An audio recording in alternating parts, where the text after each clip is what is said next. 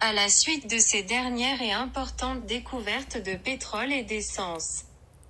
Le Sénégal se prépare maintenant à s'assurer que ces énormes actifs d'essence pure aideront à répondre à la future demande d'énergie électrique et à mettre un terme aux coûts extrêmes de l'énergie électrique qui mine son système économique. Les réserves nationales d'essence du Sénégal peuvent être principalement utilisées pour fournir de l'énergie électrique. Les autorités prévoient que les tâches d'infrastructure d'essence à domicile seront mises en ligne entre 2025 et 2026, à condition qu'il n'y ait pas de retard. La monétisation de ces actifs énergétiques vitaux est à la base des nouvelles ambitions du gouvernement fédéral en matière de conversion du gaz en électricité. Dans ce contexte, le groupe de technologie mondiale Wärtsilä a effectué des recherches approfondies qui analysent l'impact économique des différentes méthodes de conversion du gaz en électricité disponibles au Sénégal.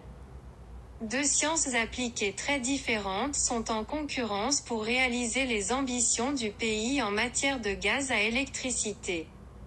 Les générateurs à essence à cycle mixte, CCGT, et les moteurs à carburant, AIS. Ces recherches ont révélé des variations de valeur système très importantes entre les deux sciences appliquées gaz-électricité les plus importantes que le pays envisage actuellement. Contrairement aux idées reçues, les moteurs à essence sont en réalité nettement mieux adaptés que les générateurs à essence à cycle mixte pour exploiter l'énergie des nouveaux actifs essence du Sénégal de manière rentable.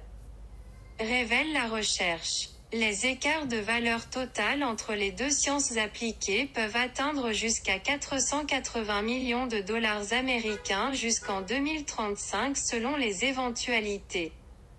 Deux sciences appliquées concurrentes et vraiment complètement différentes, les modes de combinaison de puissance à la pointe de la technologie développée par Wärtsilä, qui crée des scénarios de puissance personnalisés pour déterminer la stratégie optimale de frais associés pour fournir une capacité nouvelle ère pour un pays particulier. Révèle que les variations actuelles de valeur vitale des sciences appliquées AIS et CCGT pour le programme de construction de gaz à électricité fonctionnant jusqu'en 2035. Bien que ces deux sciences appliquées soient également confirmées et fiables, elles sont très différentes en ce qui concerne les profils à travers lesquels elles fonctionneront.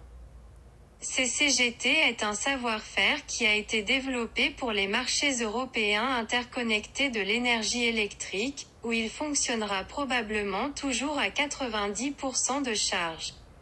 Alternativement, le savoir-faire polyvalent de l'AIS peut fonctionner efficacement dans tous les profils de travail et s'adapter de manière transparente à d'autres sciences appliquées d'une autre époque qui peuvent constituer la combinaison de puissance de la nation.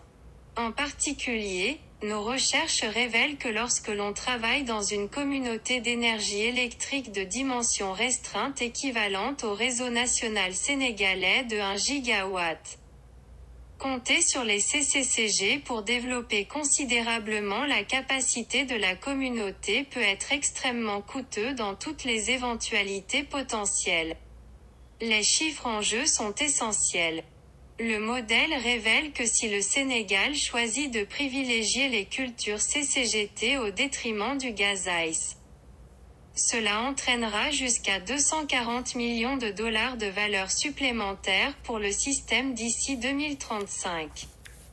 La différence de prix entre les sciences appliquées pourrait même atteindre 350 millions de dollars américains en faveur de la technologie AIS si le Sénégal choisit également de construire de nouvelles capacités d'énergie renouvelable au cours de la prochaine décennie.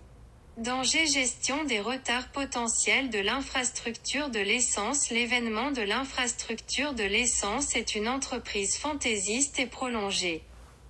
Les retards de programme ne devraient pas être inhabituels, infligeant des perturbations de l'essence qui peuvent avoir un énorme impact financier sur le fonctionnement des cultures CCGT. Le Nigeria est conscient d'une chose à ce sujet. Ce n'est que l'année dernière que des points d'approvisionnement en essence vitaux ont provoqué des arrêts dans certaines des plus grandes centrales électriques à turbines à essence du pays. Parce que les générateurs de carburant fonctionnent sur un processus de combustion constant. Ils nécessitent un approvisionnement continu en essence et une charge répartie constante pour générer une production d'énergie constante. Si l'approvisionnement est interrompu, des arrêts se produisent, ce qui exerce une pression terrible sur le système général. Cependant, les cultures Ice Fuel sont conçues pour réguler leur profil opérationnel dans le temps et améliorer la flexibilité du système. En raison de leur profil de travail polyvalent, ils ont pu conserver un degré de disponibilité beaucoup plus élevé. La recherche a approfondi l'analyse de l'impression financière d'un retard de 2 ans dans le programme d'infrastructure de l'essence. Il démontre que si la nation décide de spéculer sur les moteurs à essence, le prix du retard de l'essence peut être de 550 millions de dollars. Alors qu'un système dominé par les CCGT se traduirait par une valeur supplémentaire stupéfiante de 770 millions de dollars.